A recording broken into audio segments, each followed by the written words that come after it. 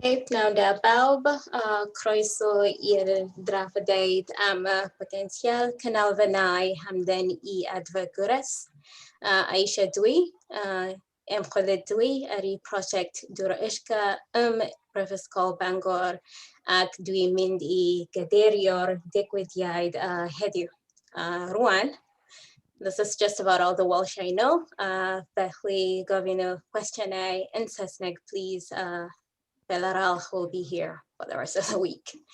Good afternoon, everyone, and welcome to the expert panel discussion on heat recovery potential of leisure centers. I am Aisha, and I am a researcher on the Durishka Research Project at Bangor University, and I'm going to be chairing this event. So just a bit of housekeeping. The event is being recorded, and we will be saving the wider discussion in the chat section. We're going to use these to summarize key points that we discussed today, which will be shared with everyone after the event. I'd like to ask everyone to please keep your microphones off and your cameras off too, unless you are on the panel or are speaking, to minimize any feedback or noise. And please feel free to submit any questions or ask any comments or ask any questions throughout the session. We're keen to learn more about how leisure centers are responding to these twin challenges of climate change and COVID-19. We have already heard from some centers and are really encouraged by some of the actions and interventions centers have been taking to reduce their carbon and environmental footprints, and would like to hear more about your ideas, challenges, success stories, and any barriers that you've come across in your sustainability journeys. So please share them in the comment in the chat window. You can also post any comments or questions on Twitter by tagging Durishka using the hashtag HeatRecovery. So my colleague Roberta Bellini, who will be moderating questions and comments, can see them. There will be an opportunity for Q&A and wider discussion after the panel discussion. So please feel free to turn your camera on then when you're asking a question or comments. Today, we have an expert panel on heat recovery and on leisure centers. And they'll be discussing energy demands in leisure centers and the important contributions to cost and emissions reductions that can be made through heat recovery. So we'll be discussing a range of questions and some of the current opportunities, challenges, or risks associated with both wastewater and ventilation heat recovery in leisure centers.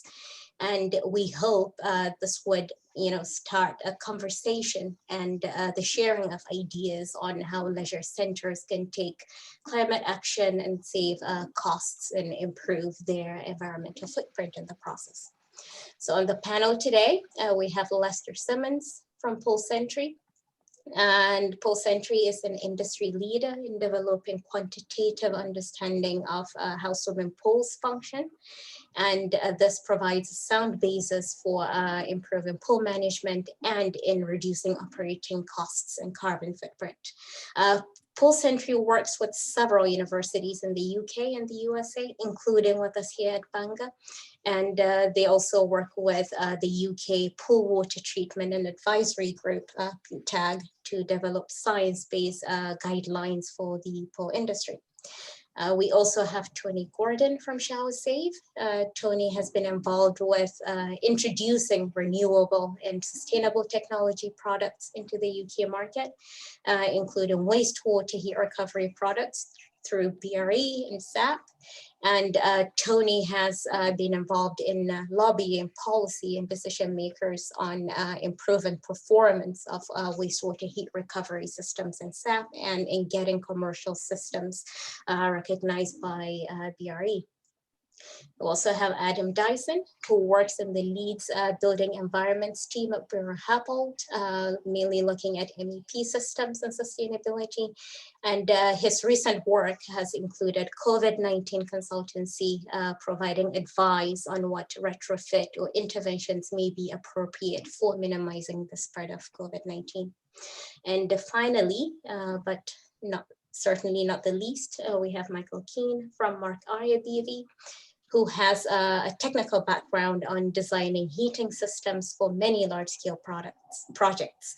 Michael has a lot to say on the lifespan of heating systems and how they can be made to last, and I am very much looking forward to hearing about all of it today. Now, without further ado, I'd like to hand over to Angus McNavilla to give some opening remarks. Angus is a Dúr Uisce project PI and a professor in energy and the environment at Trinity College Dublin. And Angus has an expertise on environmental fluid dynamics, which he applies to his research in air pollution, energy efficiency, and also in the water services sector. Angus, please. Well, thanks very much, Aisha. Thanks for the nice introduction to me and everyone else, and for organizing this this webinar today. So I just want to say a few opening remarks about the Dúr Uisce project and why we're talking to you, and I won't take up very much time so that we can get into the actual details of it. So the Dúr Uisce project is something that started in 2016. It's going on a long time at this stage, examining energy efficiency in different water activities from the point of view of developing technology or policy, or also doing things like we're doing today, communicating the message on how we can reduce our energy consumption within various types of water use. And today's example in leisure centres is a good one. So we are generously funded by the Interreg Ireland-Wales programme, which is a collaboration between Ireland and Wales on joint interests. Our project specifically has been looking over the years at heat recovery of wastewater of different kinds, you know, from the domestic sector right up to the treatment plant, and including in between, such as large water users like the leisure centre sector. And we've been looking at that from a variety of perspectives. From my own disciplinary perspective, which is, you know, in developing new heat exchanger designs for specific applications. We have a number of pilot plants in development and in operation in Ireland and Wales, trying to showcase these ideas. And also we've been looking at sort of auditing and rating existing water use activities such as leisure centres. And Aisha has been doing a lot of that in leisure centres around the UK and Ireland. I think she's going to mention a little bit about that in a minute. And we're also doing quite a bit of work around the environmental impact of water use activities where energy is involved. So today's topic is on heat recovery potential in leisure centres specifically, and as the panel is going to delve into, and our own research features, is that there are significant opportunities there to save energy, to lower operating costs, and to reduce our impact on the environment. But of course, there are some challenges to overcome to do that. So we have quite an interesting panel of experts available today to flesh those out. And I think Aisha is going to start off by giving a little flavour of some of the auditing work that she's been doing in Wales and in Ireland. So I'll hand back to Aisha, and looking forward to the discussion. Thank you, Angus. We started working on leisure centres in the summer of 2019, so going on almost 2 years now. And we looked into how a local authority here in North Wales could improve the energy performance of their wet leisure centre stock through water management. And we wanted to look into this because leisure centres are big users of both water and energy. And we found that although most were doing a lot to reduce their energy use and emissions, most interventions only focused on energy management side of it. And this is a wider problem, not isolated with leisure centers. People forget that there's significant energy use in water use, and there are opportunities for savings, energy savings from water use. And it just doesn't make sense to exclude, water management from energy management, given that much energy use in the built environment is from hot water use for space heating, and in domestic case for, cooking and showering and stuff like that. So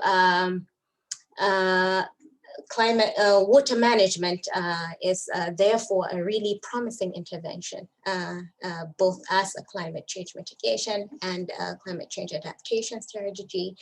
And it can also be used to reduce operational costs, particularly for large water users and large energy users like leisure centers. So back in 2019, we had the Welsh and the UK governments and many local authorities declare ambitious carbon and ecological emergencies, and setting net zero carbon targets, mostly by 2025, 2030 here in Wales.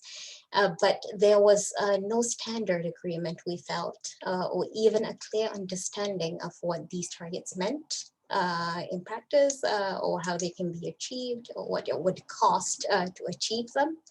And so we started looking at how water and energy management interventions in other sectors, not just leisure, not just the leisure sector, can be used to help meet these targets.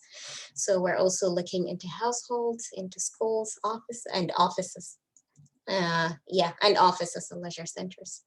So for the leisure centers, we looked into how they could reduce their carbon footprint and through and their water consumption, and by extension, therefore, water-related energy use and associated emissions.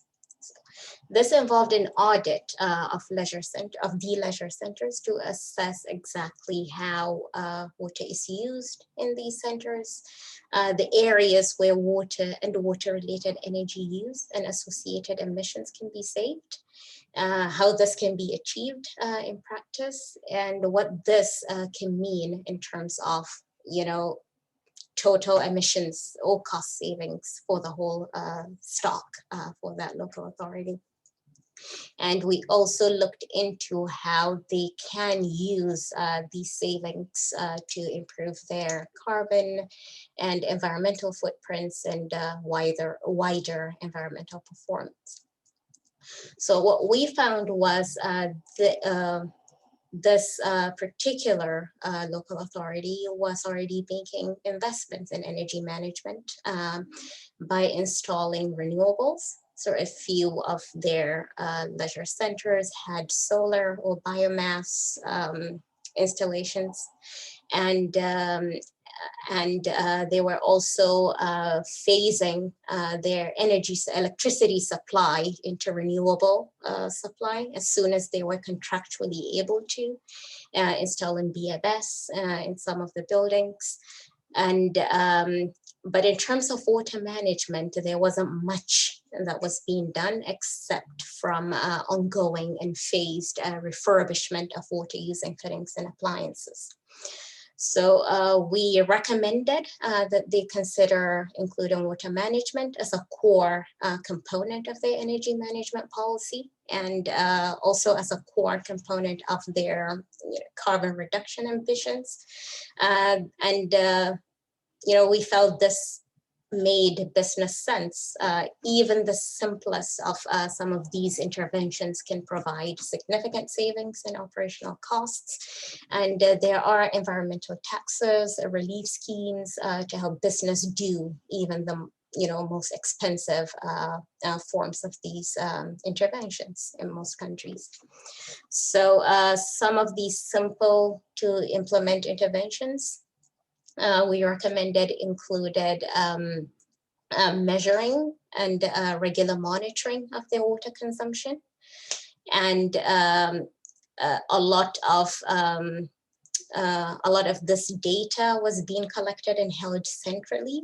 And unless there was, an obvious fault, most leisure centers didn't really know what they were using or why they were using it. And we felt that having leisure centers keep this and monitor it and monitor this information would help them identify issues and faults immediately so that they can address them. We also recommended they implemented a program of interventions focused around behavioral change in water use and to involve all staff and all the customers in this. And the cost of this is, minimal, even zero, but it has been proven to lead to really significant savings in both water and energy use. We also recommended they consider increasing the stock of low carbon and renewable technology installations in their leisure centers because, a lot of these leisure centers also are big gas users. So it's not possible to achieve the kind of targets they were looking at just by switching to renewable electricity supply. And the last key recommendation is to look into a continuous program of improving and upgrading infrastructure, especially anything to do with water fitting appliances and fittings. So, although there has been significant improvements in these technologies, they do fail quite a lot, valves and sensors and stuff like that. So have to keep an eye out on what's working and what needs replacing or retrofitting or upgrading and stuff like that. So, but most importantly, it's also to recognize that these interventions are not one size fit all. Of these 6 leisure centers we looked at, they varied significantly in terms of their age, in terms of the type, the building structure, in terms of also whether they shared the premises with schools or other organizations and stuff like that. So these decisions and interventions have to be considered on a case-by-case basis, even in the case of chains and stuff like that. So we have continued on this with this project to now look specifically on swimming pools and pool hall areas because a lot of the gaps we identified, a lot of the unknowns, in terms of data, the measurements were in these areas. And we are working with Pool Sentry on this actually, still in the very early stages, but we will be monitoring pool water use in a few leisure centers, energy consumption associated with pumps, with fans and blowers were present, and also chemical use. Because it turns out actually you can't just reduce energy use or reduce water use in pools without thinking about what this may mean in terms of water quality, in terms of acid dosing or chlorine use and stuff like that. So we hope this project and all the data we'll be collecting will allow us to better understand and quantify and benchmark water and water energy and energy use and pool chemistry. And we're looking to develop new benchmarks that can help us assess water and energy efficiency and the impacts of water and energy efficiency on water quality and resource use. And it would be interesting to learn, how all of this can be done without compromising and perhaps even improving water and air quality. So COVID-19 has been an unfortunate but unique opportunity to also monitor transition from zero to low bathing loads, and return to normality. But even before COVID-19, the demand for improving air quality or water quality and things like that in pools, was growing. So hopefully we should have really interesting results and findings, which we will share when we have on our website, on Twitter, and all the rest. So I'm going to start the panel discussion now. I'm going to start with a poll by asking everyone here what areas you'd like for the panelists to start looking at. So, and kind of a bit of a pick your own adventure. And I'm going to start the poll now. And yeah, we have quite a few questions to go through, and depending on the priorities, we'll see which area we begin with. And I'd like to remind everyone also that they can make use of the Zoom chat window to post comments or questions. And just looking at the poll, we have almost 70% voting, and climate action is winning.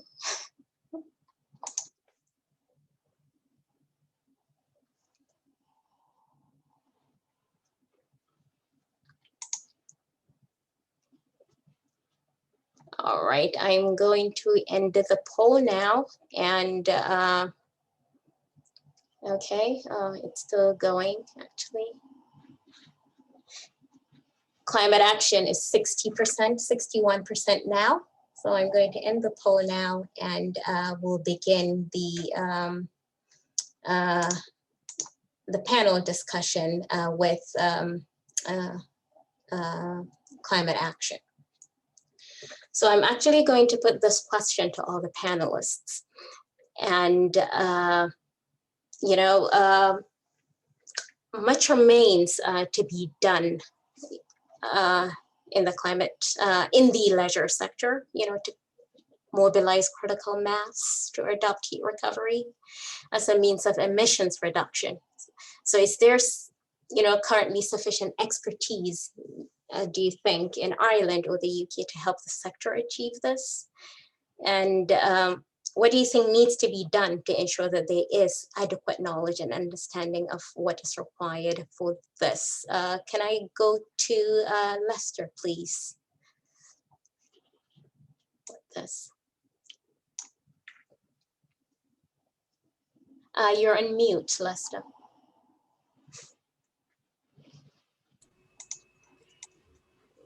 Just to briefly explain my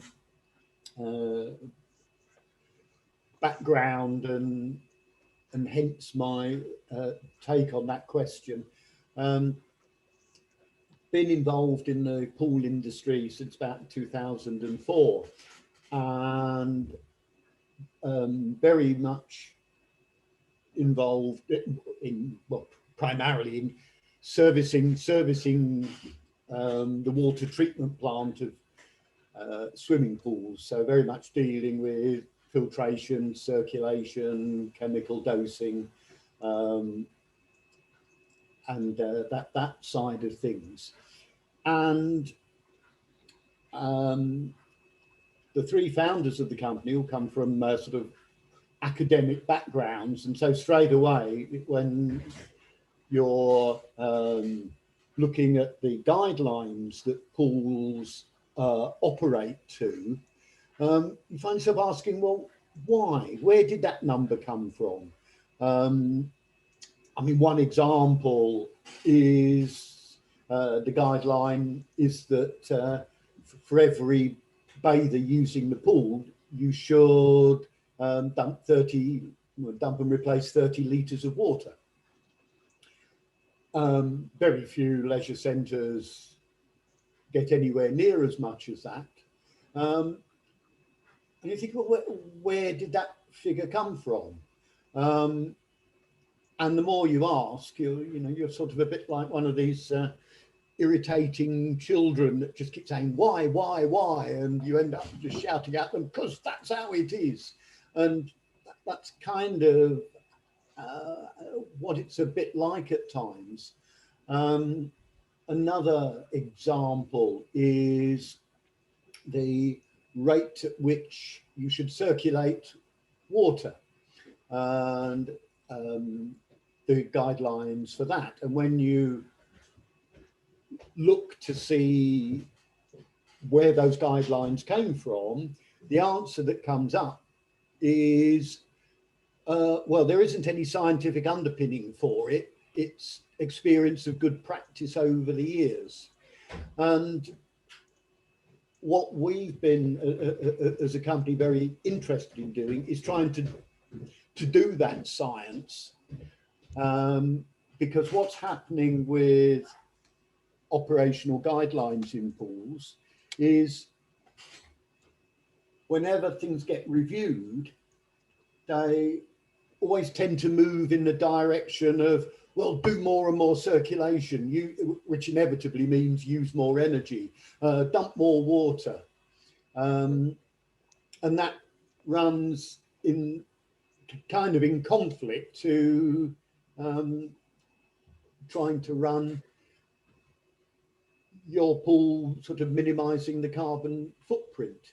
And so what we're in the process of doing is really trying to understand the relationships between things like numbers of bathers in the pool, how much,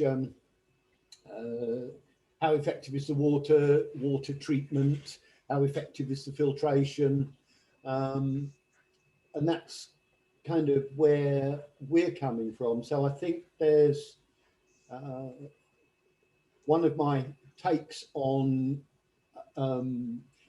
taking sort of positive climate action is to get the industry, particularly on the, should we say, the those such as PUTAG, who we work very closely with, to get them to embed this idea of reducing carbon footprint into the thinking. And do you think there would, is an appetite for uptake of that with leisure centers? Well, I think there is. A lot of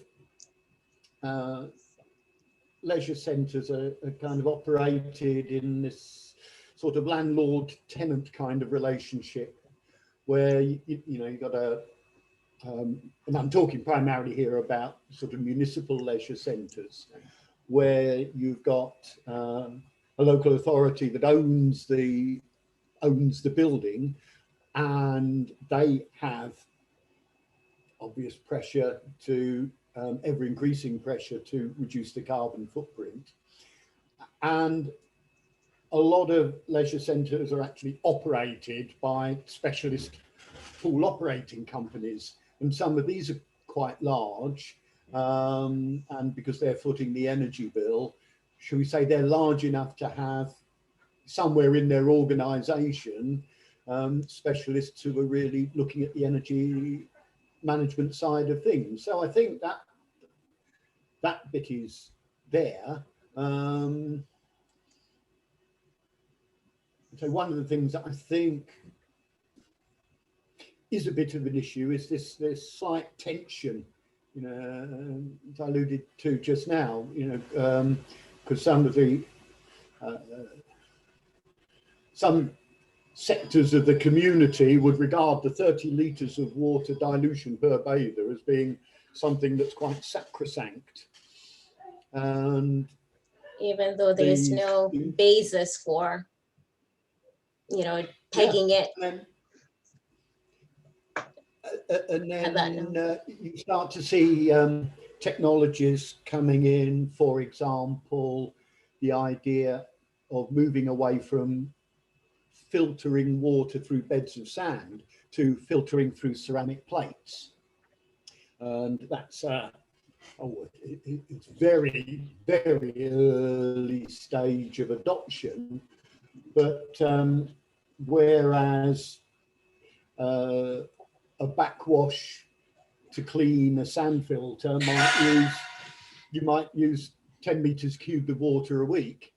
You can use literally a fraction of a meter cubed to keep a ceramic filter clean.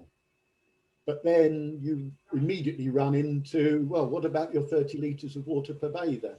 So it's, you know, I'm just using that as an example of these kind of tensions that exist, and the need, I think, to come up with some pretty sound science to underpin the guidelines that are being given. Oh, thank you. Tony, what's your take on this? I know you have experience with heat recovery installations with the domestic side of leisure center consumption. Yeah, I mean, you know, the whole leisure centre, there's a kind of whole infrastructure there, and we're dealing primarily on the potable water side rather than the main swimming pool side. And I guess our experience is it's a challenge for the points that Les has just raised. Actually, you've got big organisations managing these leisure centres, and also, as you said earlier, Aisha, there's no one size fits all here. There's no silver bullet solution to any of this. But I think, you know, from our perspective, there are wins to be had. It's a small part of the whole win that can be had. You know, we're recovering the energy thrown down the drain when people shower.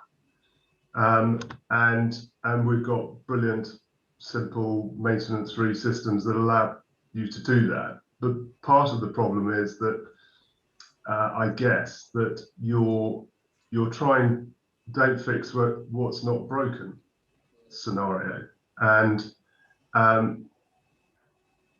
I guess by having council-run leisure centres, they're more a social hub and are doing a social good. And it's a challenge to get in there and make a difference at our level, because it does involve cost and it does involve upsetting the apple cart a bit. It's much easier for us to get involved at the new build side, dealing with the consultancy, going through the whole kind of regulatory process for compliance at the outset, but a kind of retro look at energy saving from a wastewater heat recovery perspective is often a little bit more challenging, although it can have a reasonable impact. You know, it will save money, it will save carbon, but you marry it up alongside other things and it has a much bigger impact. Yeah, so it is challenging, and but there are certainly things that can be done, and I think Angus has just posted on the chat what's COVID. Yeah, what are the challenges around COVID? Well, I guess we've got more time to think about this and more time to plan, and hopefully that's taking place, you know, for the future. So does that answer your question? Or Oh yes, thank you. And I suppose with COVID now, there's also additional need for you know, ventilation and more energy use and stuff like that. Michael, do you think you know, there's going to be much of a conflict between you know, efficiency gains and carbon savings, and also the need for additional ventilations to make everyone safe? Yeah, it's a bit of a challenge, but I suppose there is legislation in place at the moment in relation to minimum efficiencies for heat recovery systems. Just to give you an example, if you take a typical pool that's maybe 15, 20 years old, you could have a heat recovery system in there that is recovering at best 50%. Whereas at the minimum in Ireland anyway, is 73% now. That's the absolute minimum that you can put in. So like that's a 23% uplift. But you can actually realistically achieve something with 80%. So there is a huge saving to be made there. There's a lot of very good legislation there.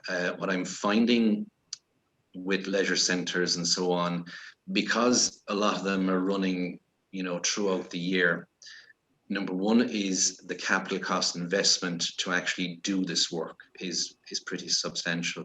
The other slight thing is the fact that you have to possibly have downtime on your centre to change over your ventilation system. So they push it out to the very end, which is understandable to a certain extent, but the energy savings they can make are significant. Also, if you take the electrical side of it, such as the fans, the impellers, there is a significant saving to be made from the old belt drive systems to the new systems. Now, in relation to COVID and so on,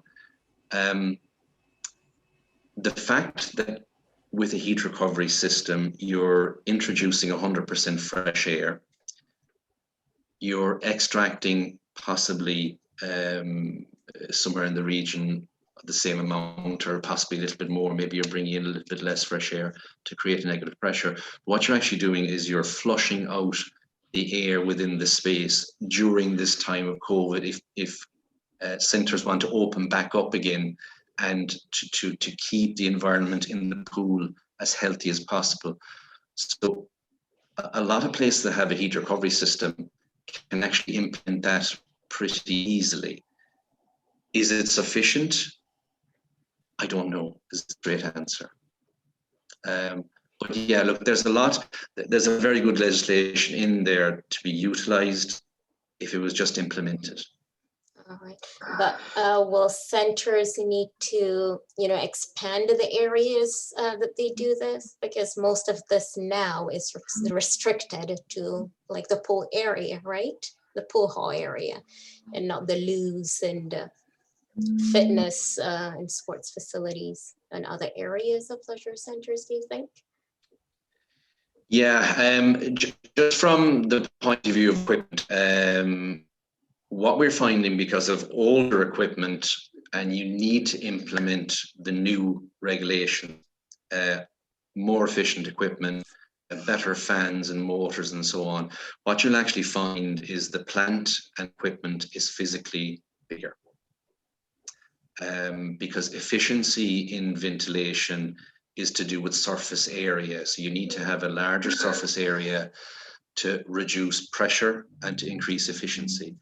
So I suppose one of the bigger challenges for existing leisure centres are trying to get the equipment into the actual plant room and to fit within there. But there are ways and means of doing it. That's what various companies do, such as ourselves. We go out, we survey, and there are ways of doing this. I suppose the key thing is just to start in time to look at it. It's going to cost nothing for any leisure centre to explore the possibility of this, let it be to do with the pool, the changing areas, or whatever the case may be, but the pool really is the big one. And I suppose the cost and the payback ultimately depends on, where you start off, right? The more efficient you already are. Yes, that's very true. That is very true. I mean, like I said earlier on, your heat recovery system, you could actually improve that by 30%. And that is a very, very real figure. In relation to your electrical consumption, for example, if you've got an old drive system that's driving your ventilation fans, without inverter speed controls. If you put in a new system, you could actually have a saving of 33% on your electrical energy consumption by implementing new fans with new technology. You're getting rid of belt slippage. So the payback for the investment could actually be a lot shorter than centers actually think. It is. Oh, great, thank you. Adam, what have your experiences been with advising people on what needs to be done in terms of COVID-19, making centers safe, given COVID-19? I think we've already touched on some of the elements there in terms of this kind of full fresh air system. So previously design would have pushed us down to a recirculating system with an amount of fresh air injected in, which is a lot more energy efficient than a full fresh air system. But now what we really try and do is increase that outside air and flush out as much of the contaminated air as we can without putting it through the recirculating system back into the space. So that is a really important one. I think just kind of touching on your question before about is there knowledge and what should be done to drive a lot of this. I think that there definitely is the knowledge out there, and for me I think policy is something that's very important to drive change like this. A lot of people have mentioned cost, and it does come at an increased cost, but the policy of the area that different things are built in, you'll find the energy efficiency of buildings in London is probably a lot higher than in the north, because the planning policy and the regulation down there is a lot more stringent. So I think if we are to see widespread uptake on increases in energy recovery and energy efficiency, I think policy has to be one of the starting points really, to make it a requirement to investigate these things in a bit more anger. And I think the ventilation side and the heat recovery side is one element to a bigger beast here. Even looking at your building fabric, traditionally swimming pools were quite heavily glazed. A lot of the swimming pools and things we're looking at now, they're looking towards passive house type standards of air leakage and air infiltration. So controlling as much of the system as we can will always lead to much better energy efficiencies as well. So it's not just the MEP systems, it's looking at these buildings as a whole. I think when you are looking to improve the energy efficiency as cost effective as you can. Oh, perfect, thank you. And how much do you think current legislation or regulations have to progress to provide an environment for leisure centers to say, oh, this is a viable, this is a realistic pathway for us to take? I think we're moving in the right direction with all the new new environmental legislation that's coming out, pushing us down the right path. But there's always more, I think, that can be done. And from my point of view, cost is always king on these projects. But the more you bake in the requirement, the less it becomes about cost, because it's something you need to achieve. Do you think there's anything the sector itself can do to advocate for, support, especially with cost? I know especially for rural areas with older building stock and. I think if it's kind of existing building stock where we're focusing on it's probably less policy driven there. That was more on the new build side of things. I think for the older building stock, the important things are, like I say, looking at the building as a whole, because after replacing, say, your old belt fans and all those other bits and pieces, really looking at your building fabric and all the different uses you've got around you, that they're going to bring you a lot of benefits as well. Right, thank you. And I'm going to put this question to all the panelists again. Do you have any examples, of what centers should not do, any shortcuts to avoid when trying to, make these savings? Because you hear stories about how doing the wrong thing can actually make things worse, and damage structures end up costing a lot more than, if you had done nothing at all in the first place. So do you have any, lessons, I suppose, of examples of what to avoid? I'm going to go with Michael for this first, please. I suppose one of the big things is to absolutely avoid, under all circumstances, putting in undersized equipment.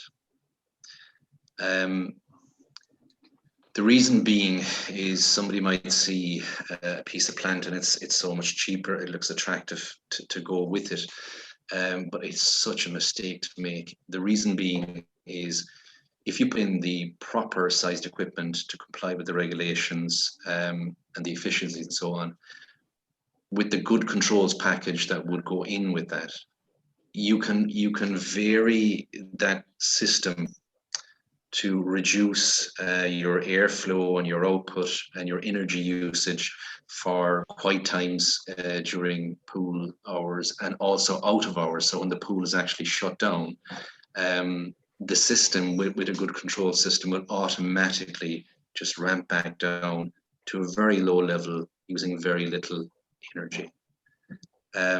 Whereas with something that's undersized, it's going to be always struggling to try and keep the environment comfortable. And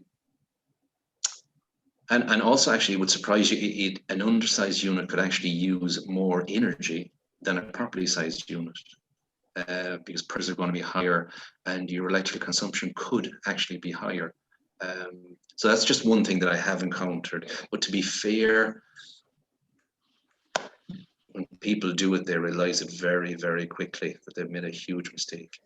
And there are plenty of examples out there of when it's done right, the actual savings that you will make. So, to be fair, the amount of people that make that bad mistake are few and far between, but in case you're tempted, don't consider it. So there isn't necessarily, a trade-off between energy efficiency and improved ventilation and so things like that. If you do it properly, you can have it both ways, right? If you do it properly, the payback is really, really impressive. For example, just as a very quick example, I've encountered whereby pool centers, and speaking to the controls companies, they say that the heating valve has been literally opened 100% because it's such an old system and their losses were so huge just to try and maintain the temperature within the pool. Once they retrofit a properly sized system and get it up and running with the controls again, they actually found straight away that their heating valve was somewhere down between 20 and 40% when the demand was there. Now, sometimes it was off completely, as in the heating valve, but that's a huge drop from 100% down to 40% on your heating valve alone. Not to mind your what you're going to recover on other things such as your electricity. You're going to reduce your consumption, and also your just the energy on your heat transfer. So no, I suppose to answer your question straight up, do it properly. There are huge benefits to be had from a cost point of view and an environmental point of view. Oh, thank you. Go on, Adam. I was going to say, touching on the control side of it as well there, that's, not even just on leisure centre projects, that it's so key to actually educate the building operators on the correct usage of the control systems, and then do some sort of seasonal commissioning, because we may design a building to as we would expect it to behave in a certain way and be used a certain way, but if it's used in a slightly different way, or some of the design parameters may be shifted over time, doing that seasonal commissioning allows you to go back, have a look at how it's actually doing, and then tune the controls to actually see even more energy efficiency benefits. So that's definitely something, if you are getting something retrofitted to your pool, have them set it up at the time so it works, but also get them back in 3 months, 6 months, 12 months. Keep looking at it and tuning it until it's running as efficiently as you can. Yeah, that's actually a very good point. That's a very, very good point. So we're right back at monitoring. It just never stops, right? You have to know how things are going at all times. Definitely. The more you monitor, the more you pick up problems as well. If you've got a good front end on your BMS system, you'll pick up the problems before they become too big to deal with. And if you're used to and educated in the way it's meant to run, then you obviously try and avoid them or get to avoid them. Thank you. Tony, do you have anything to add to this? To be honest, no, I don't. I mean, we haven't come across any kind of directly linked systems to our own system where it's caused problems. So I'm afraid I can't contribute to that bit. Sorry. No problem. Thank you. Lester, can you share, any trade-offs, examples of trade-offs, between efficiency gains and operational standards? I know this is important for pools because this is how we started working together, isn't it? You can't just simply think in terms of reducing energy or to use for a pool without also considering what that might mean for water quality, health and safety, and stuff like that.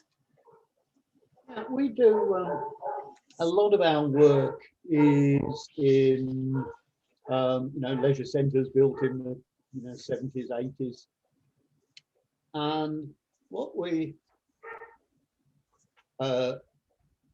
find very often, you look at the way they're running the pool, and they say, "Oh, this is the way this leisure centre needs to work." We found,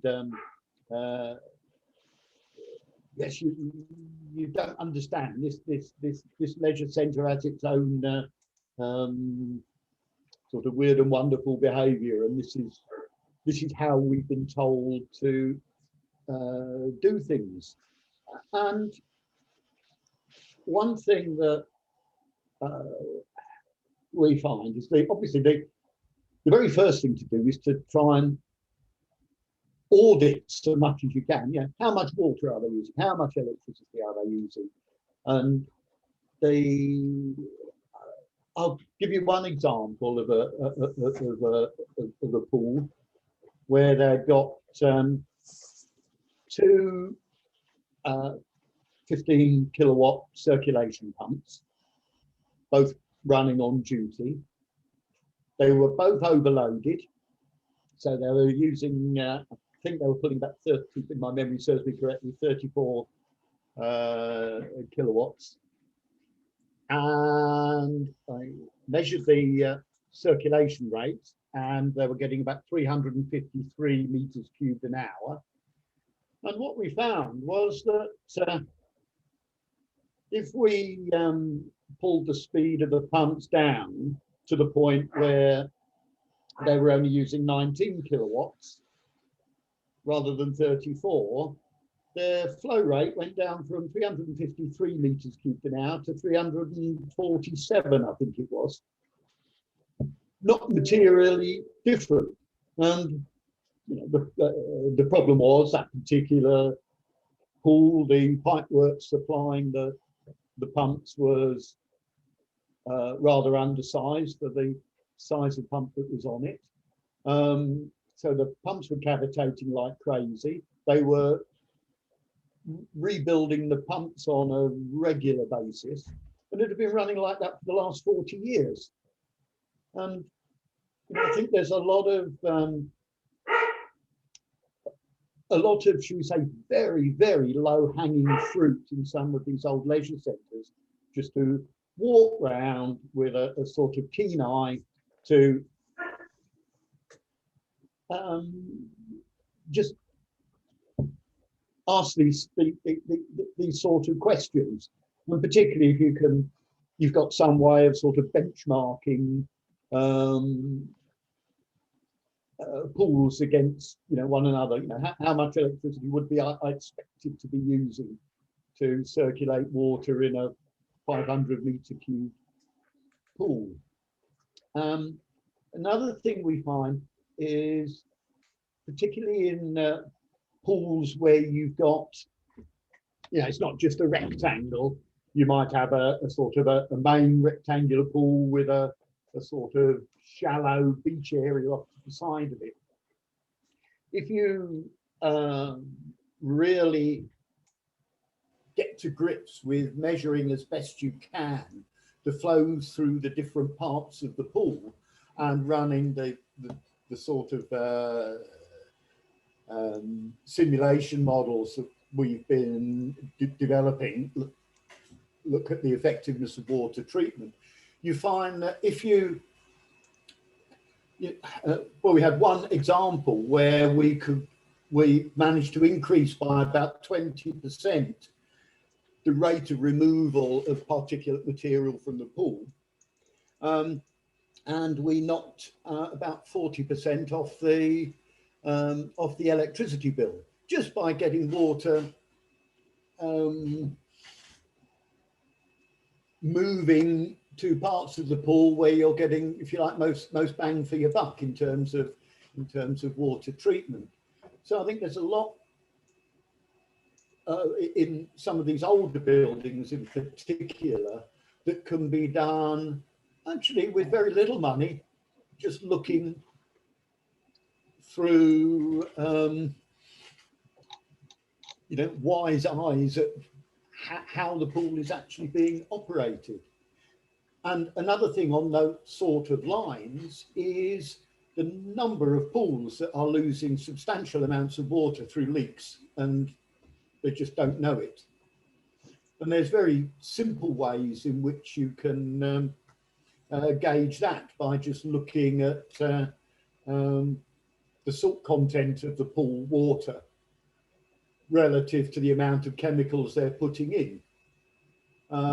You can almost tell with one reading of the total dissolved salts and ask them how much chlorine are they using a week. You can tell them that they've got a leak. And some of those can be substantial. It can be then fun finding them, but I think I think there's a lot of in scope in these older buildings for doing a lot with actually quite a little in terms of resources, and well worth doing. Right. We have a question actually for you. If you have any experience on the impacts of heat recovery from pool water and pool chemistry? No, I don't. Where heat recovery, I suppose, might have a role in terms of recovering the heat from backwash water.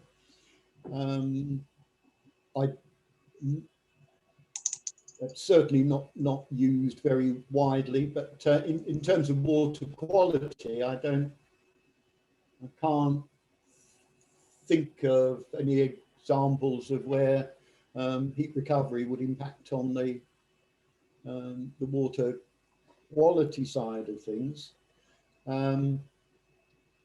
Just a comment, if I can, on what was talked about earlier with regard to circulation and COVID and the like. One of the things that I'm unclear about is on the COVID mitigation. Is it the impact of ventilation? Is that primarily on reducing local concentrations of COVID in the vicinity of where bathers' faces are, or is it the removal of the stock of virus in the pool hall air? And the reason I raise that is one of the things that we're quite heavily involved is the production of gaseous disinfection bioproducts like trichloramine, where if you move, for example, from a high-level extract to a low-level extract system, you can get a dramatic change in the quality of the air close to the water surface. So there's issues other than just the circulation rate. It's sort of how the air is distributing in the pool hall. Yeah, definitely. I think the part of it is getting the unidirectional airflow. That's what we tend to look for, because as soon as you've got lots of mixing, you're not going to remove as many of the contaminants. That's a really interesting point, is that. But yeah, is the, like I said, the unidirectional airflow. If you achieve like something like that, you will remove more from the breathing zone or from people's faces in the pool than expecting the mixing air to do. Yeah. That's actually a very good point about low-level return from the point of view of COVID, but also from the point of view of efficiency. So coincidentally, what would be beneficial, to help in COVID is actually also the more efficient way of doing it. So it's a very good point, actually. Yeah. All right. Sorry, was someone coming in? Go on, Lester. There's analogies of that to in the water circulation, because the guidelines tend to be in terms of this is how much flow you need, whether it's air turnovers in a pool hall or water turnovers in the pool tank. But often that's not the, should we say that, that's not the primary thing. The primary thing is just where that air is moving, where that water's moving.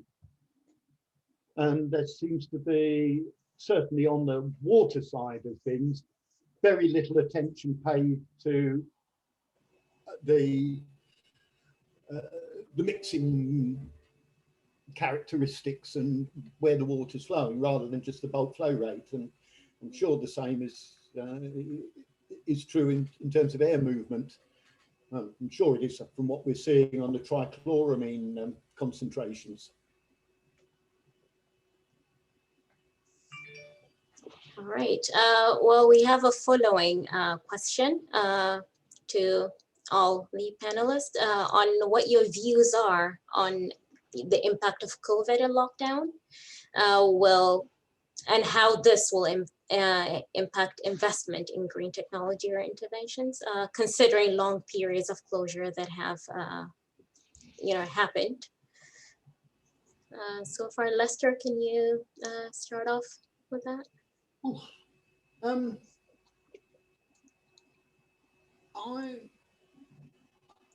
I'm not sure how it's affecting sort of future investment. One thing that is for sure is the pool operators are really struggling economically at the moment, of course. And so whether that will, to what extent that's going to impact, because a lot of the pool operators are basically running on a not-for-profit basis. And if you're running on a not-for-profit basis and you've got the sort of financial kick in the teeth that COVID's given you, then you're going to be struggling. One thing that the lockdown has done is it's been a time to find out all sorts of interesting things about pools that we didn't know. So it's a ill wind that blows no good. There's a very slight silver lining. We've got this experiment out there at the moment where we've got hundreds and hundreds of pools with no bathers in. And what can we learn about that pool? And one of the things that's quite interesting is we're seeing, as you would expect, a dramatic reduction in the amount of chlorine you need to inject to maintain a given chlorine concentration. But it certainly ain't going down to zero. And pools are differing quite widely in how much chlorine they're using. And that's down, we think, to the presence of things like biofilms and, should we say, non-directly bather related contamination that's consuming chlorine. And so that's identified a source of not just a waste, but also the production of unnecessary disinfection byproducts that can be harmful.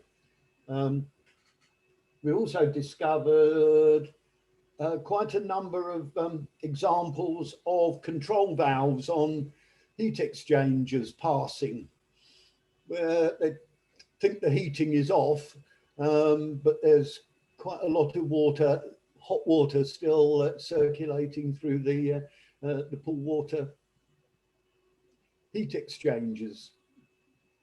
We've seen quite a few examples of that, which never really knew about. But in terms of the big question, impact on future investment in energy reduction, yeah, I suspect there is going to be an impact, and I suspect that it's something where maybe looking to increase sort of government support to make happen. Thank you. Tony, do you have anything to add to that? Do you think there's a space for some of the support with the business support that has been announced already, or?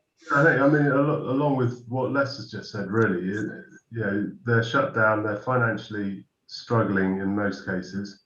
So there's not going to be a desire there to invest until they're back up and running again.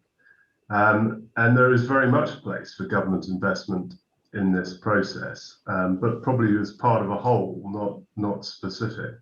And we, as Adam was saying earlier on, you know, government have introduced the new Part L energy and conservation regs for building control.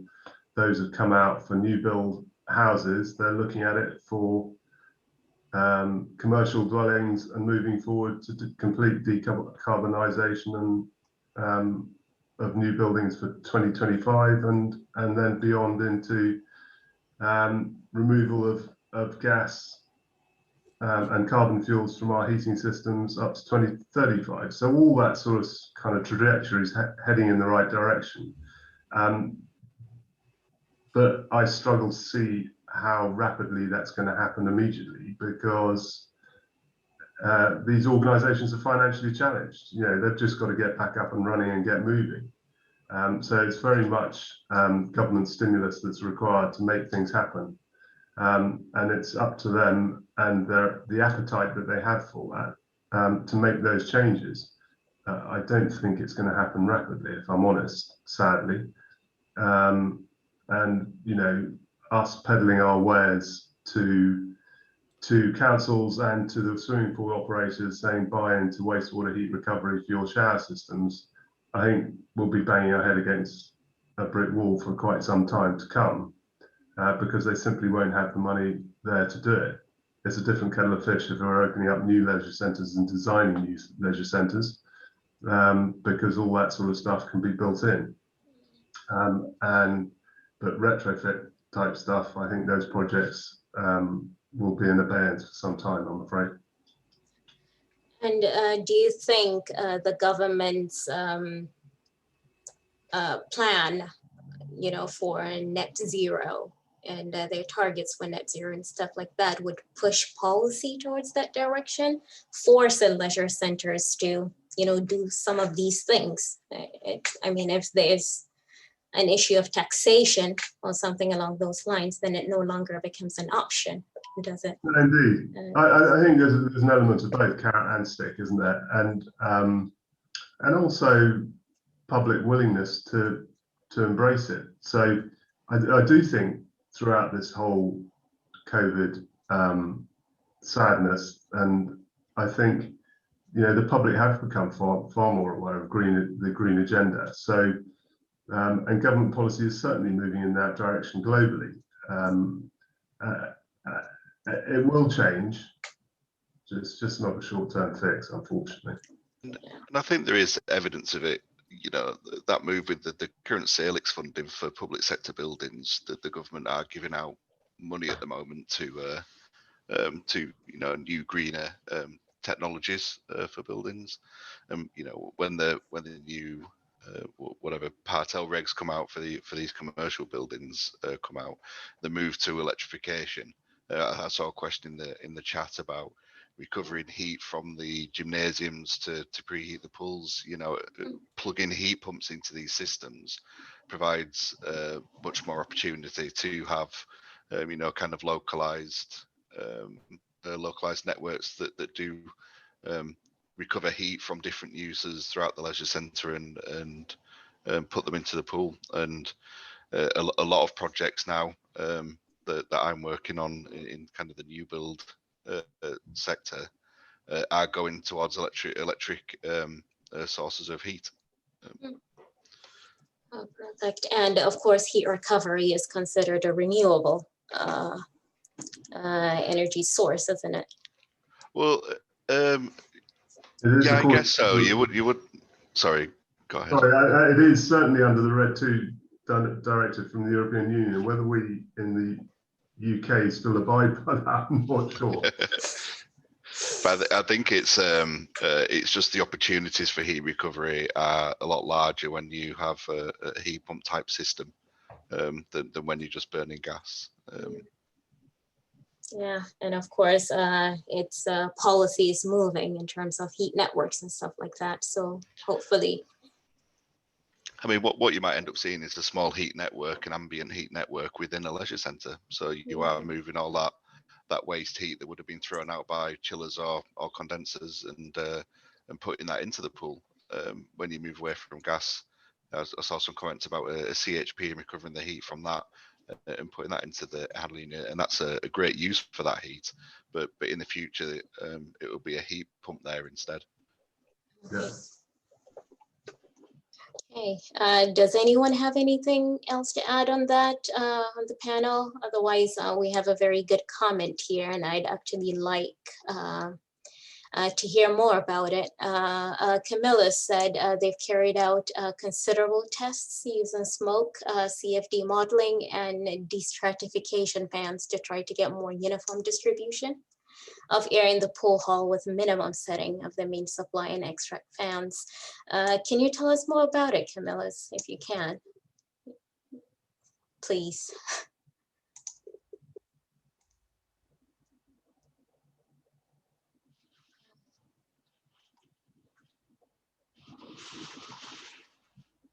Can you hear me? Yes. Yes, well, for many years, we have been puzzled by the way to make the fans be more efficient in the pool halls. And just like it's difficult to see air moving, it's also like water, it's difficult to see the water. Now, I suppose you could use dye in water to see where the dead spots are, but it is both time consuming and difficult to be continually doing smoke testing. So we, on one of our centres, installed or prepared a CFD model of a three-dimensional model of the airflow and temperature gradients across the pool halls.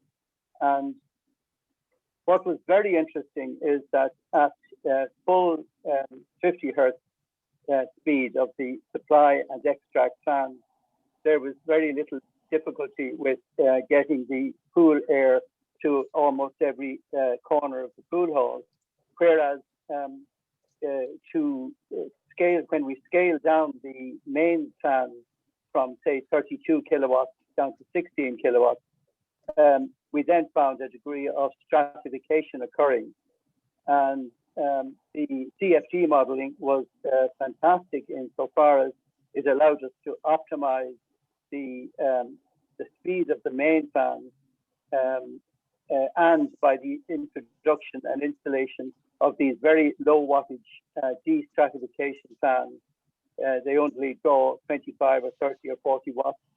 And between the installation of de-strat fans and the CFD modeling, it is very easy to then reduce your supply and extract main fans from 50 hertz down to perhaps 30 hertz, saving an enormous amount of money, and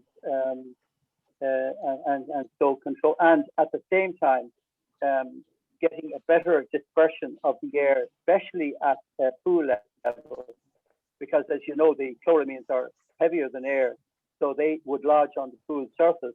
So swimmers would be the especially competitive swimmers would be most at risk from breathing in these chloramines.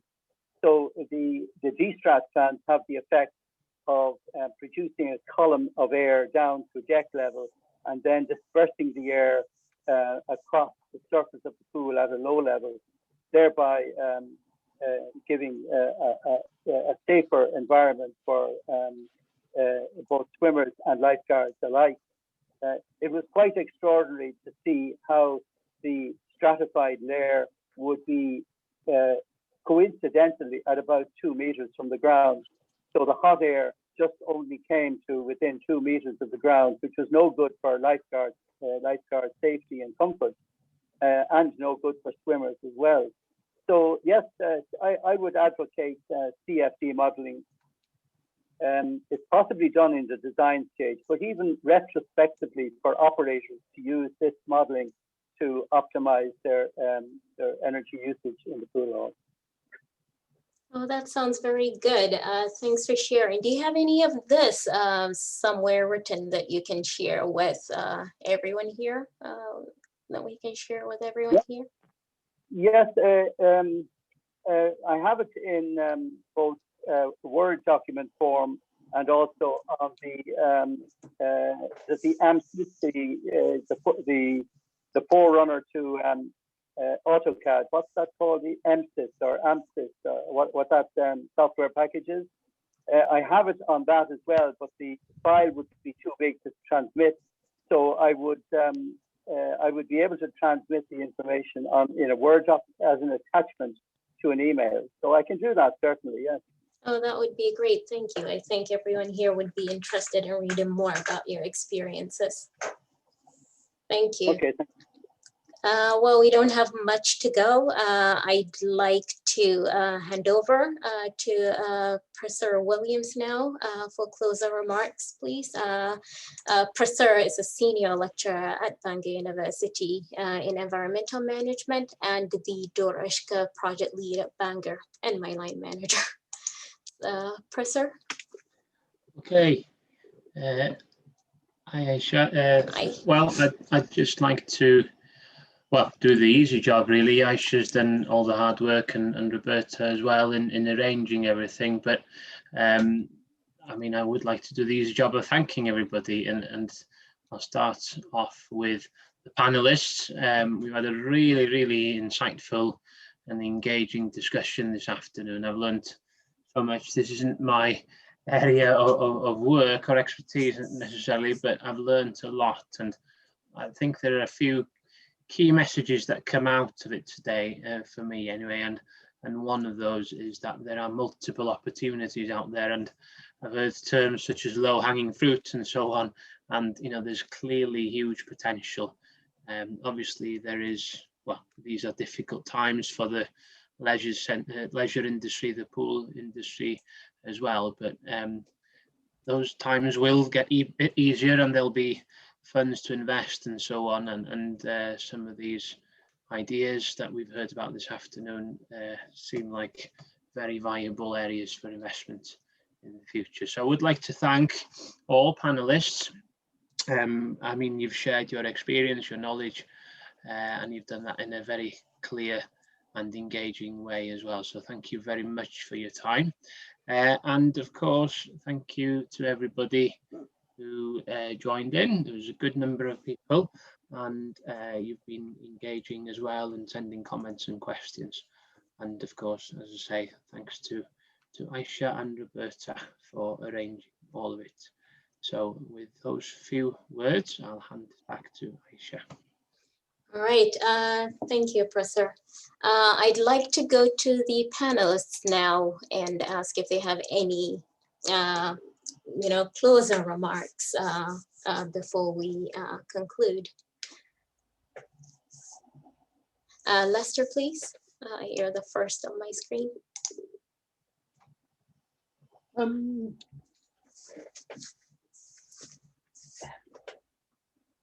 With the side of pool operation that I'm involved with, which is the water treatment side, I think there's a considerable amount of that phrase, low-hanging fruit that is there to be plucked with no close down of pools, sufficiently good return on investment to give you paybacks very often within a budget year.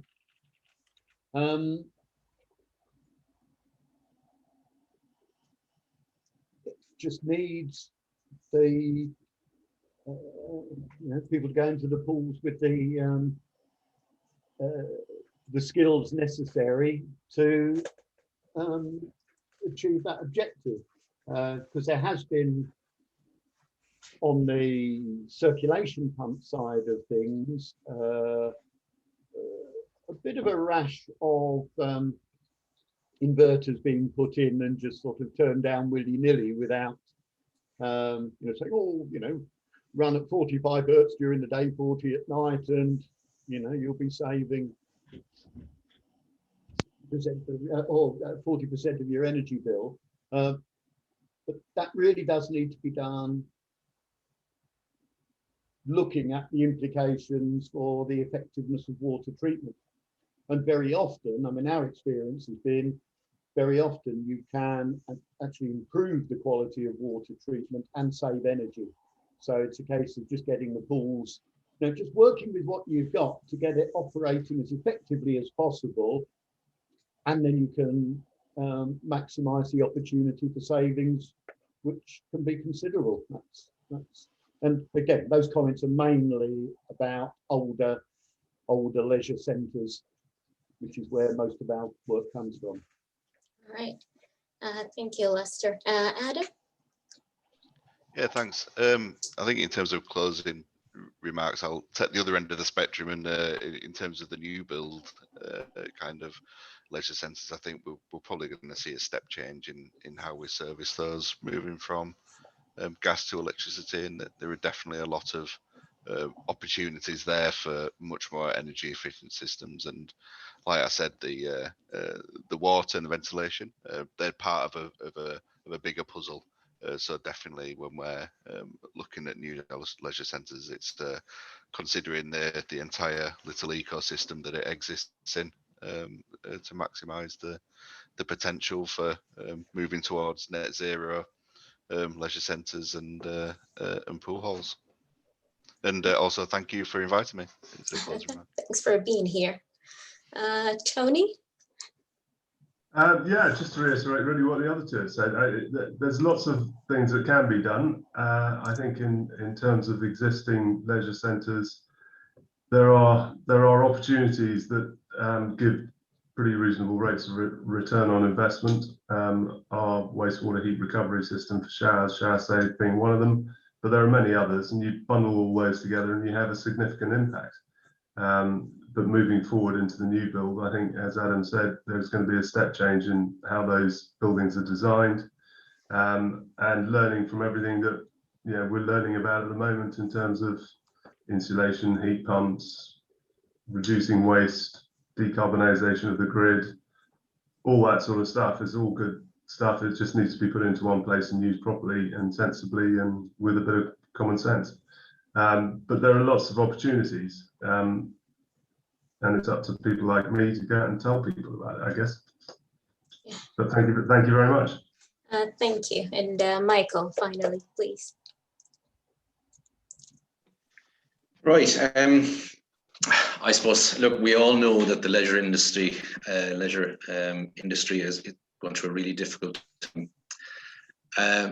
Now, I would think that when they reopen again, because of not being able to travel as freely as we have in the past and head off here and there when we financially have the money, I think people will actually like a bit of pampering. So I think people are actually going to utilize whatever they can actually get within their locality or within the general area. So I think there's actually going to be a big uptake on people going to leisure centres for a bit of pampering and health as well.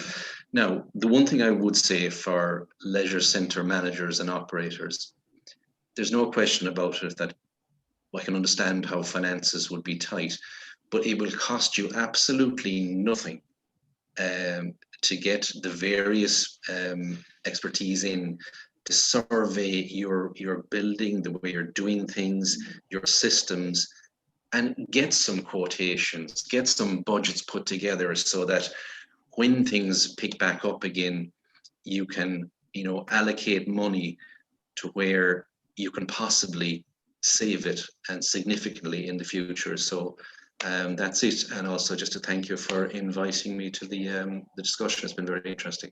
So thank you. Thank you. And thanks everyone. The panelists, the speakers, everyone in attendance today. And I'd like to, say a bit more about what Michael just said. It costs nothing to get advice and start preparing for what needs to be done. At Durushka, we provide free consultancy for businesses. We, can look into your bills and the data you have as well, and come up with some recommendations for interventions, simple interventions that you can do to improve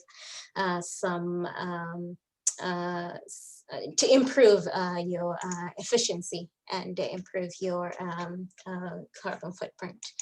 I'd also like to mention that we have a sustainability webinar series starting tomorrow.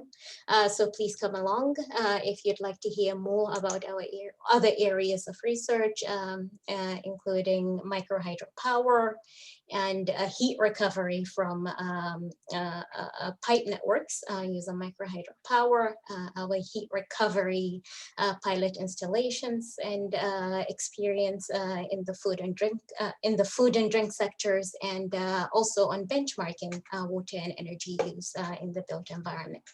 So thanks again, everyone, and for joining us today and for your contributions. Sorry we have not been able to go through all the comments and questions.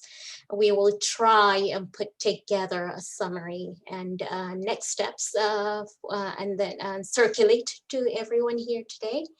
And I hope this is the beginning, of something where we can pool our resources and our experiences and lessons and failures as well.